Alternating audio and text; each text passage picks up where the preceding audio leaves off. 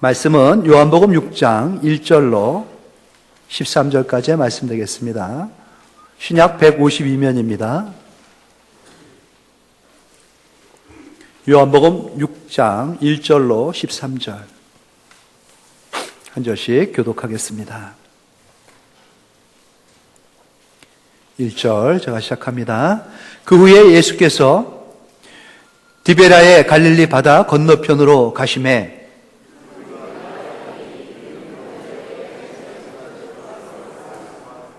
예수께서 산에 오르사 제자들과 함께 거기에 앉으시니 예수께서 눈을 들어 큰 무리가 자기에게로 오는 것을 보시고 빌립에게 이르시되 우리가 어디서 떡을 사서 이 사람들을 먹이겠느냐 하시니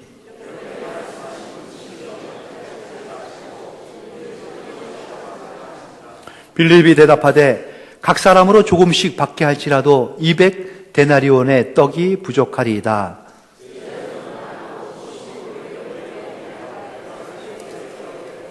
여기 한 아이가 있어 보리떡 5개와 물고기 2마리를 가지고 있나이다. 그러나 그것이 이 많은 사람에게 얼마나 되겠사옵나이까?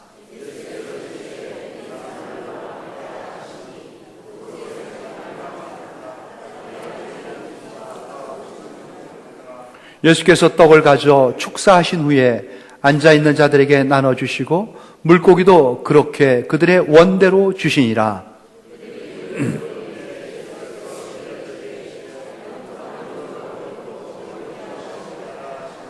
함께합니다. 이에 거두니 보리떡 5개로 먹고 남은 조각이 12바구니에 찼더라. 아멘.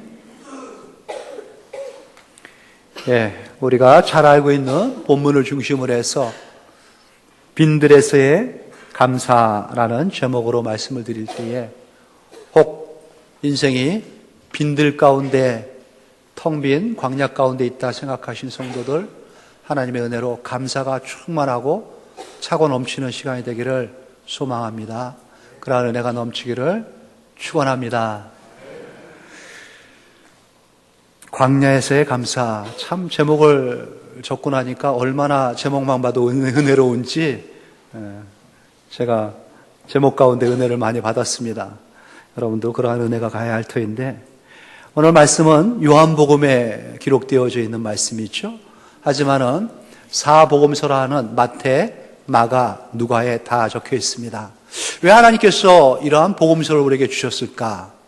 이 사복음서는요 다 예수님의 행적, 예수님의 생애를 기록한 그 책 아니겠습니까? 예수님께서 이 땅에 오셨다 가신 거 역사적 사실이라면은 한 사람에 의해서 기록만 돼도 충분했을 터인데 왜 이렇게 다양한 사람에 의해 가지고 똑같은 사건들을 기록하게 했을까? 하지만 이유가 있습니다. 관점에 따라 다른 거죠. 저자의 관점에 따라서 예수님을 바라보는 시야가 달랐습니다. 그래서 좀 풍성한 그리스도를 드러내신 게 하나님의 뜻이고 하나님의 목적이라 생각합니다. 마태에 의해서 기록되어진 마태복음. 마태복음에서 마태는 예수님을 왕으로 생각했죠. 이 땅에 오신 인류의 왕, 그분이 바로 저분이다 해서 그 관점에서 기록해 나갔습니다. 마가는 반대였습니다. 종으로 오신 예수님을 바라봤습니다. 섬기러 오신 예수님, 낮은 것을 찾아서 이렇게 받들어 섬겼던 그 예수님을 조명했습니다. 누가는요, 특별히 사람으로 오신 예수님, 하나님임에도 불구하고 인자로 오셔서 사람의 아들로 오셔서 사람으로 우리와 함께 하셨던 그 예수님을 조명해서 본 것이고요. 오늘 우리가 읽은 이 요한은요, 말씀이 육신이 되어서 이 땅에 오신 하나님을 본 겁니다. 사람인 줄 알았는데 사람이 아니라는 것이죠. 저분은 하나님께서 보내신 하나님의 독생자, 하나님으로 조명해서 보게 된 것입니다. 마태, 마가, 누가복음을 공관복음이라 하죠. 동일한 사건을 같이 기록한 겁니다. 요한복음까지 해서 네 복음 가운데에 예수님의 행적이 기록되어져 있는데 공이 똑같이 기록되어진 사건들 보면 예수님의 사건과 행적인데 많을 거라 생각했는데 의외로 적습니다. 네 복음서에 다 같이 나온 사건은요 4가지밖에 안 되더라고요. 살펴봤더니 우리가 잘 알고 있습니다. 예수님의 성전 정화 사건, 재측으로 막 치시기도 하고요. 상인들을 내쫓았지 않습니까? 그러한 사건이 네 복음서에 다 기록되어 있어요. 그리고 예수님이 나귀를 타고 예루살렘에 입성할 때에 많은 사람들이 환호하면서 반겼던 모습 있죠. 호산나 찬양했던 그 사건도 기록되어 있습니다. 또 가장 중요했던 예수님의 골고다 십자가의 사건, 예수님이 못 박혀 죽은 거, 그것도 네 복음서에 다 나옵니다. 그리고 네 복음서에 다 나온 것이 바로 오늘 본문 오병이어라 불리는 이 사건이에요. 물고기 2마리와 보리떡 5개를 가지고 수천 명을 먹였던 이 기적과 같은 사건, 이게 기록되어 있습니다. 의외로 적더라고요. 특별히 이 4가지 중에서 3가지는 기적은 아니었죠. 예수님의 그냥 일상이었습니다. 하지만 오늘 기록되어진 이 오병이어 사건은 기적이었습니다. 네 복음서의 공이 기록되어져 있는 기적, 그것은 바로 이 오병이어 사건 하나밖에 없었다는 것이죠. 다 주목해서 봤습니다. 왕으로 오신 예수님의 그 기적, 종으로 오신 예수님, 인간으로 오신 예수님, 하나님으로 오신 예수님, 모든 저자가 공통적으로 각각의 시야를 가지고 볼 수 있는 한 사건, 바로 오늘의 이 사건입니다. 이 사건, 단순한 기적을 베푼 사건은 아니었다는 것이죠. 그러기에 이 제자들, 특히 예수님 곁에서 항상 예수님과 함께했던 제자들의 기억 속에 아주 오래오래 의미로 남는 사건, 바로 이 사건이 되는 것입니다. 이 작은 사건 제자들의 가슴에 아주 오랫동안 기억에 남았습니다. 두고두고 이 사건을 그들은 기억하고 있습니다. 보통 사건이 아니었기 때문에 그렇죠. 특별히 이 요한복음 기록한 요한, 예수님의 사랑하는 제자 아니겠습니까? 그가 이 말씀을 기록했을 때는요, 백발이 성성해가지고 아주 노년입니다. 학자들은 AD 90년 전후를 보고 있어요. 지금 젊었을 때 예수님을 쫓습니다. 그리고 나서 많은 세월이 흘렀습니다. 거의 50년, 60년의 세월이 흐른 이 시점에서 기록할 때에 요한은 많은 기록을 남기면서 특별히 오늘 이 기억, 이 사건에 대한 기억을 새롭게 하고 있음을 볼 수 있습니다. 그가 기록을 하면서 삽입과 같이 오늘 조금 넘어가면은 23절 말씀 보시겠습니까? 이때 이 사건을 이렇게 기억하고 있어요. 23절에 보니까 그러나 디베라에서 배들이 주께서 축사하신 후 여럿이 떡 먹던 그곳에 가까이 왔더라. 괄호 열고 괄호 닫고 하고 집어넣죠. 여기에 지명이 있습니다. 디베라라는 지명이죠. 또 달리 표현할 길이 많습니다. 하지만 이 대목에 와가지고 60년이 지나고 나서 아주 아마득한 옛날을 기억할 때에 이 사도의 가슴속에는, 머릿속에는 이 사건으로 기억된 겁니다. 이곳은 예수님께서 떡을 가지시고 축사해가지고 많은 사람들에게 먹였던 그곳, 그 사건이 일어난 그곳이라는 것이죠. 그러기에 중요한 사건이라기보다는 의미가 있기에 사복음서에 다 기록된 것이고 오늘날도 우리들에게 들려지는 말씀이 되는 것입니다. 유년주일학교 때부터 또 많은 목사들이, 저도 한 번은 설교한 기억이 있습니다. 이 주제를 가지고 말씀을 전하지 않습니까? 하지만 우리가 기억해야 할 특별한 의미가 있음을 깨닫고 들어주시기 바랍니다. 사건은 갈릴리 호수 인근에서 일어났습니다. 예수님께서 주로 활동했던 곳 아니겠습니까? 북쪽의 갈릴리 호수 인근, 거기에서 제자들도 다 불렀죠. 많은 이적과 표적을 행했습니다. 그리고 나서 하루는 제자들에게 주님께서 배를 타고 건너편에 가라고 말씀하셨습니다. 그리고 친히 예수님도 건너가셨죠. 근데 이쪽에 있던 많은 무리들이 예수님의 표적을 보고 이적을 보고 혹 그분이 아닐까 싶어서 예수님께 몰려 나왔던 사람들, 영혼의 가람을 가지고 주님께 모였던 사람들이 있죠.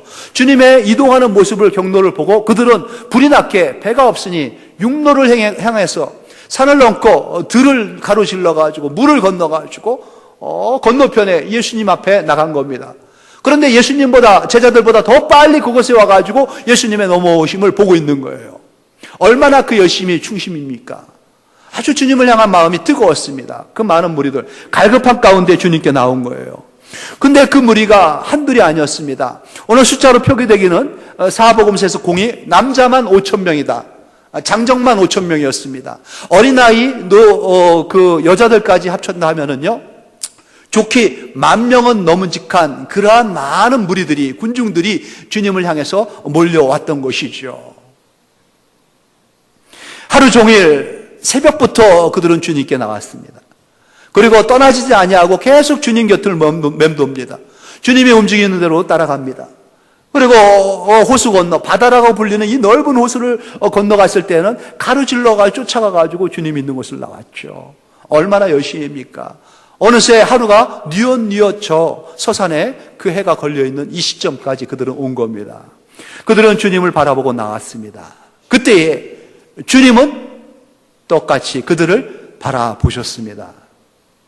그들이 주님을 보고 주님의 뭔가를 기대하며 나올 때에 주님도 그들을 바라보면서 그들을 향한 마음을 두고 계셨다는 것이죠. 주님은 그들을 바라볼 때에 그들의 지치고 굶주린 모습을 보았습니다. 주님은 보신다는 겁니다. 보실 때 많은 사람이 오지만은 많은 사람을 쑥 한번 훑어보시고 많이 왔구나, 많이 모였구나, 대략 몇쯤 되겠다 이렇게 보시는 분이 아니시라는 것이죠. 사람들이 수십 명, 수만 명, 수백만 명이 몰려와도 주님이 바라볼 때는 각 사람으로 보십니다. 각 사람 한 사람을 보신다는 것이죠. 이 사람이 어디에서 왔는지, 뭐 하다 왔는지, 왜 왔는지를 알고 계시는 겁니다. 지금 어떤 상태로 여기에 앉아 있는지를 알고 계시고요. 이 인생이 앞으로 어떻게 가야 할지를 알고 계시는 주님이시라는 것이죠. 한 사람 한 사람을 알고 계십니다. 각 사람의 마음을 맞추시고 눈을 맞추시면서 그 사람의 형편과 처지를 알고 이해하시는 하나님께서 그렇게 바라보시는 거예요. 오늘 이 자리에 오기까지 얼마나 수고 많았습니까? 얼마나 힘드셨습니까? 얼마나 어려운 걸음으로 여러분 오셨습니까? 잘 오신 겁니다. 여러분들이 다 몰려왔지만 주님은 한 사람 한 사람을 바라보면서 여러분을 맞이하고 계신다는 거, 믿음의 눈을 뜨시고 바라보시기 바랍니다. 아십니다. 여러분이 지금 어디에 계신지, 어떤 형편인지 처진지를 다 아시는 거예요. 이들이 빈들에 모여 있습니다. 빈들을 꽉 채워가지고 만여 명의 사람들이 앉아 있습니다. 그들이 모여서 뭐 했습니까? 이제 배가 고프다. 그러면서 삼삼오오 불만을 터뜨리면서 불평을 늘어뜨리면서 밥은 안 주나? 먹을 거는 없나? 그러다가 점점 불만이 표출돼가지고 밥을 달라고 농성하고 먹을 걸 달라고 시위하고 그러지 않았다는 것이죠. 그들은 전혀 이거에 대한 불만 불평이 없었습니다. 그냥 주님 앞에 나온 것이, 그냥 저분 바라보는 것이 그들에게는 기쁨이요 즐거움이요 만족이었다는 것입니다. 하지만 주님은 알고 계시는 거예요. 그들이 얼마나 굶주려 있는지, 얼마나 형편이 나빠 있는지, 얼마나 마음 상태가 지금 힘들어하는지를 아신다는 거예요. 공의의 눈으로 바라보시는 겁니다. 그리고 그들에게 주님은 뭔가를 하시려고 하시는 것이죠. 기억하시기 바랍니다. 무엇을 먹을까? 무엇을 마실까? 무엇을 입을까? 주님이 염려하지 말라고 말씀하셨어요. 공중에 나는 새를, 또 들에 피어있는 백합화를 주님이 보여주셨지 않습니까? 너희는 이 꽃보다도, 저 공중의 새보다도 더 귀하다. 더 귀하다. 내일이 염려하게 해라. 우리의 몫이 아니라는 겁니다. 사랑하는 성도 여러분, 염려는 우리 게 아닙니다. 주님 앞에 나를 드리고 우리를 드렸을 때 주님이 책임져 주시는, 맡아주시는 주님의 사람이라는 거 꼭 기억하시기 바라죠. 주님은 그것을 원하고 계시는 겁니다. 현재 많이 힘들어하는 성도들도 계십니다. 알고 있죠. 저보다 주님이 더 잘 알고 계시는 겁니다. 경제적으로 너무 힘들어하는, 마치 빈들에 서 있는 것 같은, 광야에 내몰린 것 같은 그러한 처지의 성도가 있음을 주님은 알고 계십니다. 마음이 지금 얼마나 힘든지, 얼마나 아픈지, 이 자리에 앉아 있는 것 자체도 얼마나 큰 어려움 가운데 나와 있는지 아시죠? 주님이 아신다는 겁니다. 여러분들이 그 주님을 바라보고 나오셨을 때는요, 주님도 기억하십시오. 여러분을 바라보고 계세요. 여러분이 막 나왔지만 한 사람 한 사람을 가슴으로 바라보고 계세요. 오늘 5절 말씀 보세요. 예수께서 눈을 들어 큰 무리가 자기에게로 오는 것을 보셨다고 하지 않습니까? 당신께 나오는 것을 주님은 보고 계십니다. 눈을 들어 보고 계신 주님이시죠. 한번 대충 훑어보시지 않습니다. 가슴으로 여러분을 바라보고 계세요. 그래서 오늘 이 오병이어의 본문을 주신 이유를 여러분은 분명히 알고 계셔야 됩니다. 그냥 오병이어의 기적을 기억하라고 주님께 나오면은 떡이 있고 물고기가 있고 물질이 차고 넘친다. 그런 거 주님이 가르쳐 주려고 이 사건 남겨놓으신 거 아닙니다. 주님은 마술사와 같고 요술사와 같아가지고 바구니에 떡 몇 개, 물고기 몇 마리 있어도 그냥 막 드러내시는, 넘치게 하시는 분이다. 그런 거 여러분한테 기억하라고 이 말씀 주신 거 아니라는 거.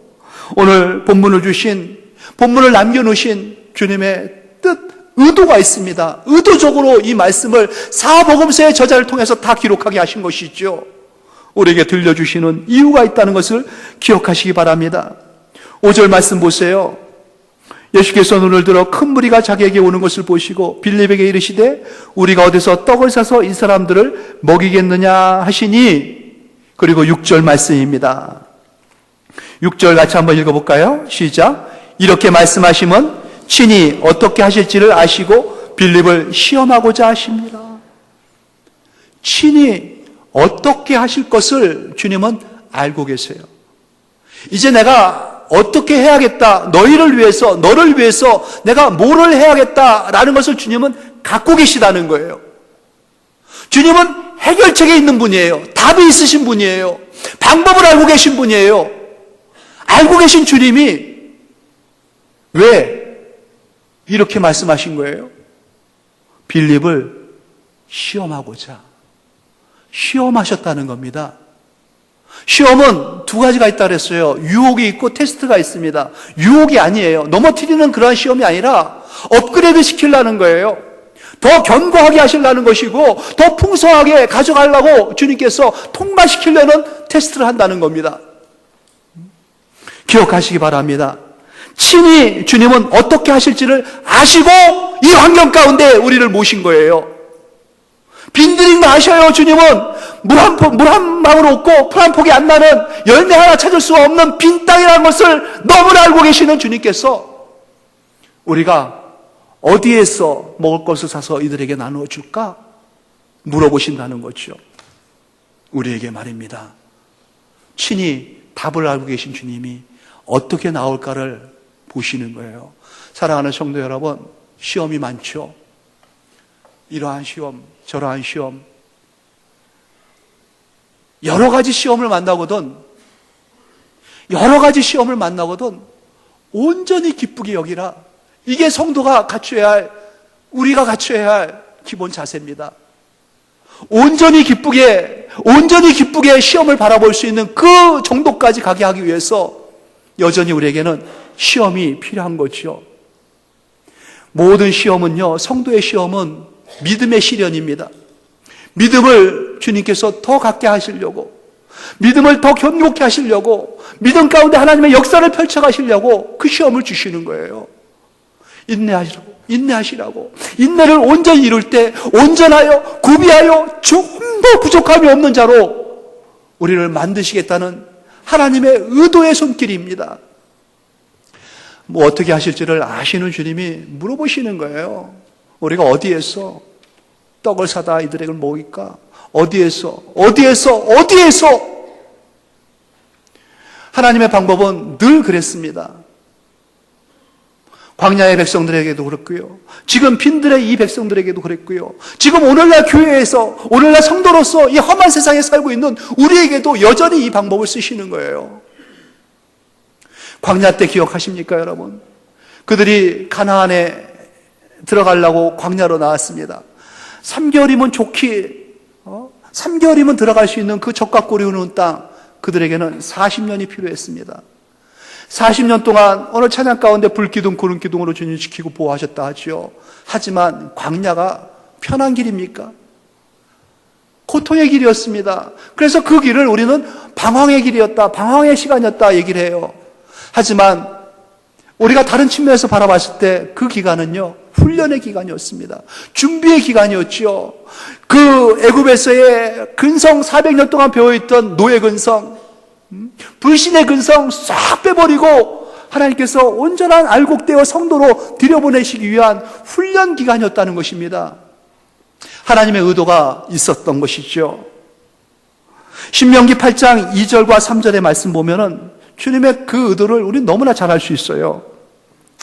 신명기 8장 2절 말씀 보면은요, 내 하나님 여호와께서 이 40년 동안에 내가 광야길을 걷게 하신 것을 기억하라. 이는 너를 낮추시며 너를 시험하사 내 마음이 어떠한지 그 명령을 지키는지 지키지 않는지 알려 하심이라. 마음을 알고 싶었다는 것이죠. 하나님에 대해서 어떻게 생각하는지. 3절 말씀도 보세요. 너를 낮추시며 너를 줄이게 하시며 또 너도 알지 못하며 내 조상들도 알지 못하던 만나를 내게 먹이신 것은 사람이 떡으로만 사는 것이 아니요 여호와의 입에서 나오는 모든 말씀으로 사는 줄을 내가 알게 하려 하심이라. 꼭 가르쳐주고 싶은 게 있다는 거예요. 주님께서는요. 결론과 같이 하신 말씀이 신명기 8장 16절 말씀이에요. 같이 한번 읽어볼까요? 시작. 내 조상들도 알지 못하던 만나를 광야에서 내게 먹이셨나니 이는 다 너를 낮추시며 너를 시험하사 마침내 내게 복을 주려 하심이라는 거예요. 마침내 하나님께서 은혜를 주시기 위하여 마침내 그 은혜를 누리게 하시려고 그렇게 하신 거예요. 예수님께서 빌립에게, 아니 제자들에게, 아니 오늘날 우리들에게, 주님을 믿고 따른다는 우리들에게 왜 이 광야로, 왜 이 빈들로, 이 아무것도 없는 이곳에서 서성거리게 만드셨나? 앞이 보이지 않지 않습니까? 캄캄하지 않습니까? 적막하지 않습니까? 돕는 인생이 아무도 없습니다. 도와주는 손길이 아무도 없습니다. 무너질 것 같습니다. 끝장난 것 같아요. 왜 여기까지 주님이 나를 모셨을까? 시험하기 위하심이에요. 마침내 복을 주시려고 주님께서 통과하기를 원하시는 거예요. 그래서 우리를 이렇게 모신 것이죠. 우리가 어디에서 양식을 구해가지고 이들을 다 먹일까? 물어보지 않습니까, 오늘? 어디에서? 빌립아, 어디에서? 내가 지금까지 너에게 하나님 되심을 다 보여줬는데 이제 대답해봐. 빌립아, 어디에서 양식을 구해가지고 이들에게 먹일까? 어디에서? 대답해보라는 거죠. 가슴을 치시는 거예요. 주님이 가슴을 치는 거예요. 어디에서 찾으시려고 합니까? 주님이 앞에 계신데 어디에서 여러분의 인생의 문제가 해결될 수 있다고 생각합니까? 누구에게서 여러분 그 해답을 얻으려고 하시는지요? 마침내 어떤 결과를 주님께서는 갖고 계신지 알고 물어보시는 거고요. 알고 이 환경 가운데 오게 하신 거예요. 다 아시는 주님이셔요. 우리가 어디서 떡을 사서 이 사람들을 먹일 수 있을까? 내가 어디에서 이 인생의 문제를 해결할 수 있을까? 내가 어디에서 답을 얻을 수가 있을까? 주님은 가슴을 치시고요. 물어보시는 거죠. 빌립아, 어디에서 대답해 보라는 거예요. 성도 여러분, 대답해 보세요. 어디에서 여러분의 인생의 문제의 해결을 찾으려고 하십니까? 어디에 여러분의 인생에 답이 있다고 생각하십니까? 지금껏 주님을 믿었지 않습니까? 지금껏 주님 앞에 나와서 기도하고 찬양하면서 말씀을 마음에 담았지 않습니까? 이제 여러분 광야라고 생각합니까? 여러분의 빈들에 나왔다고 생각합니까? 아무것도 없는 이곳에서, 아무것도 없는 인생 가운데서 벌거벗은 채로 여러분 나와 있다고 주님이 물어보잖아요. 어디에서 찾을까? 어디에서? 오늘 주님의 이 질문 앞에 2명의 제자가 대답을 합니다. 마치 주님을 믿고 따라가는 사람들의 어떠한 전형적인 두 형태와 같아요. 빌립과 안드레가 나오죠. 빌립, 머리 좋은 빌립입니다. 주님의 그 질문 앞에 머리를 굴리고 빨리 계산합니다. 그리고 뭐라고 대답해요? 한 사람당 최소해도 아주 작게 줘도 200데나리온이나 있어야 됩니다. 선한 사마리아 사람이 병자를 여관에 모실 때 2데나리온으로 하루 품삯을 줬어요. 200데나리온 얼마나 큰 돈인지 알겠죠? 한 사람 앞에 그냥 풀빵, 호떡 하나씩 1,000원짜리만 줘도요, 좋게 1,000만 원은 들어갑니다. 이 소리 한 거하고 똑같아요. 금방 답이 나왔어요. 주님은 어디에서? 라고 물었더니 빌립은 얼마나로 대답을 하는 거예요. 우리 성도들, 주님을 믿는지만은, 주님을 쫓는다고 하지만은 늘 이런 답변으로 주님 앞에 나갑니다. 항상 계산만 하지요. 앉아가지고. 빌립의 대답은 사실은 이거예요. 똑같아요. 200데나리오 필요하다 하지만은 주님 불가능합니다. 먹을 길이 없습니다. 이들에게 어찌할 바가 우리에게는 아무것도 없습니다. 이 소리하고 똑같아요. 할 수 없다는 얘기죠. 또 한 사람 안드레, 베드로의 형제입니다. 그는 우리가 어디에서 떡을 사서 이들을 먹을까? 이 소리를 듣고 부지런히 주위를 다녔습니다. 아무리 살펴봐도, 아무리 찾아봐도 아무것도 없는 이 빈들에서 안드레는 봤지요. 어린아이가 도시락 하나 보따리에 쌓여있는 것을 봤습니다. 아이야 뭐니? 물어봤더니 보리떡 조그마한 게 5개가 있고 앙증맞게 조그마한 물고기 2마리가 튀겨있는지 고있는지 그에게 갖고 있는 겁니다. 여러분 같았으면 어떻게 하겠습니까? 참 넌 준비성이 있구나. 기특하구나. 그래 아침은 먹었니? 해가 질렀는데 잘 먹어라. 상상이 나갑니까, 여러분? 그 2마리, 보리떡 5개가 뭔가를 할 거라고 기대가 됩니까? 그런데 이 안드레는 그 아이를 데리고 주님께 왔습니다. 그리고 아이 손에서 고 물고기하고 이 보리떡을 받아들지요. 그리고 주님께 갖다 줍니다. 여기서 또 우리가 여러분이라면은 뭐라고 주님 앞에 말씀을 드렸을까요? 주님, 이 아이가 보리떡 5개하고 물고기 2마리 갖고 있습니다. 얼마 안 됩니다. 주님, 이나 잡수십시오. 선생님이나 욕이나 하셔가지고 좀 기력을 찾았으면 좋겠습니다. 우리가 할 수 있는 게 그거예요. 그리고 사람 눈도 있는데 어떻게 나 혼자 먹겠니? 내가 1마리만 먹고 애 1마리 주고 아니면 5개 가지고 너희들 좀 나눠 먹어라. 우리가 할 수 있는 한계가 이거죠. 주님은 어떻게 하실지를 본인이 알고 계셨어요. 근데 안드레가 말입니다. 그렇게 갖다 주면서 뭐라 그랬는지 알아요? 여기에 보리떡 5개와 물고기 2마리를 가지고 있으나 그러나 그것이 이 많은 사람에게 얼마나 되겠사옵나이까. 그는 요 조그마한 이 작은 이 보리떡과 물고기를 가지고 집게 나오면서 이 많은 사람들을 생각한 겁니다. 주님 너무 작아요. 너무 보잘것없어요. 너무 초라해요. 하지만 그에게는 조그마한 기대가 주님을 향해서 있었어요. 한 번도 주님한테 이러한 기적을 본 적이 없었습니다. 한 번도 상상도 못할, 이건 뭐 머릿속으로 생각하지도 못할 그러한 사건이죠. 근데 기대가 있었다는 거예요. 기대를 우리말로 얘기하면 믿음이라 하지 않습니까? 믿음이 그 안에 아주 작지만 있었다는 겁니다. 이러한 믿음만 우리가 가지고 나온다면요, 주님이 원하시는 게 바로 그거지요. 믿음 있는 성도, 뭘 들고 나오는 것이 아니라 믿음 들고 나오기를 주님이 원하시는 겁니다. 믿음을 주님 앞에 드릴 때 아주 작지만요, 주님 그 옷자락만 만져도 내가 낫겠습니다 하는 그 믿음이 있지 않습니까? 와라 껴안아주시면 뭐 당연하지만은 그 그림자만 덮어도, 주님의 손수건만 얹어도, 주님 눈길 한 번만 내게 줘도 내 인생은 피겠습니다. 저는 살겠습니다. 이러한 자그마한 믿음만 가지고도 주님 앞에 나온다면은 주님이 그거를 보기를 원하신다는 것이죠. 주님은 이 아무것도 없는 빈들에서 이 보잘것없는 아무것도 아닌 이 보리떡 5개하고 물고기 2마리를 가지고 하늘을 우러러 축사를 합니다. 축사를 했다. 유카리스테오라는 헬라어가 있어요.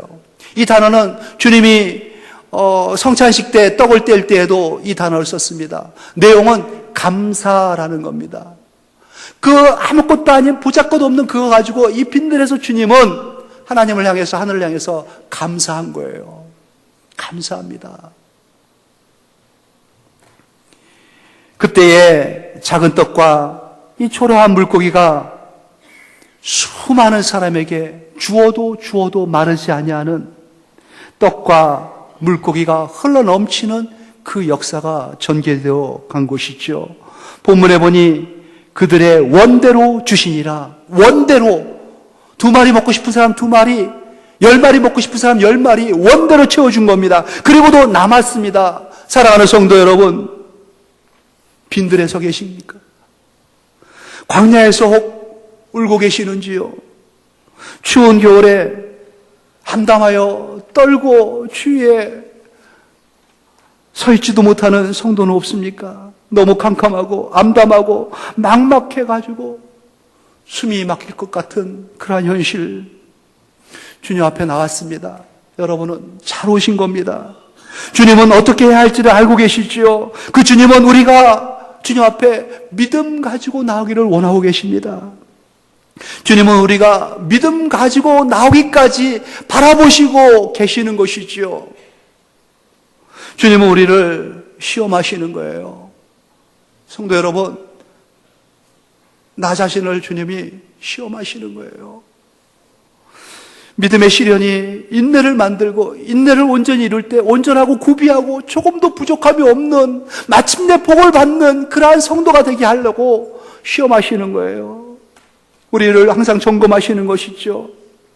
내 마음이 어떤지 알고 싶어 하시는 거예요. 그렇지. 그래도 나 믿을 수 있니? 나 믿을 수 있냐고 주님이 물어보시는 거죠. 주님은 우리에게 알려주고 싶은 거, 우리 마음에 꼭 새겨놓고 두고두고 살기를 원하시는 거, 가르쳐주고 싶은 게 있는 거예요. 그래도 나 믿어야 돼. 나 바라봐야 돼. 그거 주님이 가르쳐주고 싶은 거예요. 성도 여러분, 주님은 늘 이 모든 것의 공급처가 해결책이 어딘지를 우리에게 가르쳐주고 싶은 겁니다. 하나님이 하셔야 할 수 있어요. 우리가 어디서 찾을 수 있겠습니까? 어디에서 해결할 수 있겠습니까? 오직 믿고 의지하는 하나님뿐이시라는 거. 이제 사랑하는 성도 여러분, 마음에 분주한 셈법을 내려놓으십시오. 우리를 위하여 모든 것을 다 내어주신 주님만 바라보시고요. 주님께 믿음 드리시기 바랍니다. 주님의 모든 표적과 이적 이전에는요, 항상 믿음이 수반되었다는 것을 기억하십시오. 내 믿음이 너를 낫게 한 거야. 따라 내 믿음대로 될지어다. 믿음이 역사를 이루어갑니다. 물고기 2마리, 보리떡 5개, 이게 다입니다. 너무나 초라한 거, 5,000명, 10,000명이 먹기에는 너무나 작은 거, 이게 다입니다. 내가 가진 것이 이게 다예요. 내가 보여드릴 수 있는 거는 너무 초라하고 너무 부족하고 너무너무 남루한 이 몸뚱아리 하나밖에 없습니다. 아무것도 주님 지식도 없고 건강도 없습니다. 능력도 없습니다. 언변도 없습니다. 재산도 없지요. 다만 이 작은 마음 하나, 보잘것없는 이 마음 하나, 이 정성 드립니다. 주님이 그걸 보시는 거예요. 지금은 아무것도 안 보이시죠? 그러면 믿으시면 됩니다. 믿으면 하나님이 하시는 거예요. 성도가 할 거는 믿음? 그것밖에 없습니다. 믿음은 하늘을 열게 해주셔요. 하나님의 능력과 우리의 무능이 만나는 장소가 바로 믿음입니다. 우리의 부족과 하나님의 강함이 연결되는 고리가 바로 믿음입니다. 하나님은 지금도 일하고 싶어 하시고 역사하기를 원하고 계십니다. 우리가 믿음이 없으므로 주님은 믿음이 있을 때까지 기다리고 계신다는 거 기억하십시오. 믿음은 하나님의 일터라고 말씀드렸지 않습니까? 하나님께서 일하시게 하십시오. 하나님이 안 하시면 우리는 아무것도 못합니다. 아무것도 안 됩니다. 하나님이 하시게 해야 합니다. 사랑하는 성도 여러분, 빈들에 계십니까? 믿고 하나님을 향하여 감사로 표현하십시오. 믿고 감사하십시오. 믿음으로 하나님을 향하여 감사로 나갈 때에 하나님은 이미 우리를 통하여 하나님의 놀라운 역사를 시작하고 계시는 것입니다. 사랑하는 성도 여러분, 축복합니다. 그 은혜 가운데 풍성하십시오. 하나님 아버지 은혜 감사합니다. 빈들이라 생각하는, 광야라 생각하는 이곳에서 참으로 눈물과 고통과 괴로움 가운데에 어찌할 바를 모르고 살고 있는 저희들, 주님 이곳에 왔습니다. 우리 모두가 다 이곳에 있습니다. 하나님 아버지, 한 사람 한 사람 은혜를 더하시고 복을 주시기를 원하신 하나님, 주님은 우리가 어떻게 해야 할지를, 우리를 향해서 어떻게 해야 할지를 다 알고 계신 주님이란 것을 믿사오니 주님 믿음으로 주님 앞에 드리며 두고두고 주님의 은혜 가운데에 감사와 감격 가운데에 찬양하는, 승리하는 우리 모두로 세워 주시옵소서. 감사하며 예수님 이름으로 기도합니다. 아멘.